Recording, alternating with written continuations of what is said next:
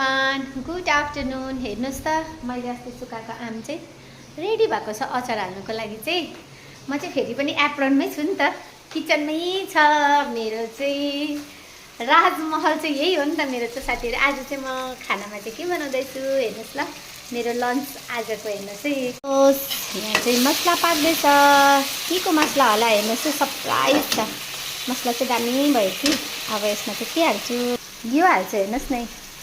यस्तो माछा छ आज चाहिँ कि, यस्तो माछामा चाहिँ यो मिसाएर बनाउनु पर्यो। फुलकोपी आलु मिलाएर चाहिँ नि यो माछा बनाउने, यसमा हालेर बनाउने साथीहरू।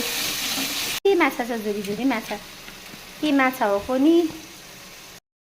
माछा चाहिँ कस कसलाई मनपर्छ है कमेन्ट गरेर भन्नुहोस् है। म चाहिँ खाँदिनँ तर म बनाउँछु नि त। मेरो किचनको ड्रेसअप चाहिँ यस्तो हुन्छ है, हेर्नुहोस् है कस्तो राम्रो देखिरहेको छ नि। माछा अन्त फुलकोपी आलुको ग्रेभी। के ठाउँ मिक्स सब्जी खाने नि त आज चाहिँ। तपाईँहरूले के खानुभयो कमेन्ट गरेर भन्नुहोस् ल।